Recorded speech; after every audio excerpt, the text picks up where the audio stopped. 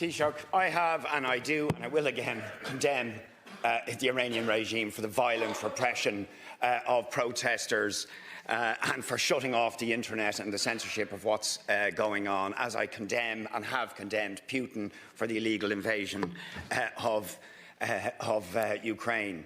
You wouldn't be presenting them with Shamrock, would you?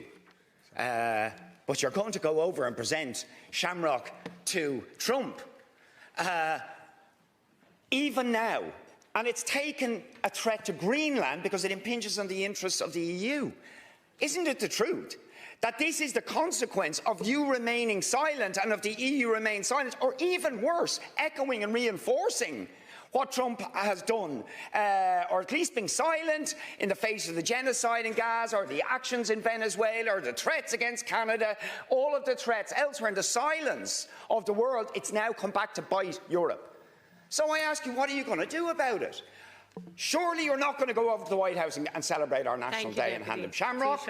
Will you tell the US troops to get out of Shannon when they're threatening the world in the way they are? And will you not dance to the tune of Trump, who is saying we should spend more on militarisation, that we don't go down the road of militarisation and warmongering, which he represents? Ireland hasn't been silent on the Middle East. Ireland hasn't been silent on Gaza. And that's recognised around the world. No matter who it annoyed or may annoy. We've stood firm on a whole range of issues in the context of the Middle East, and will remain so.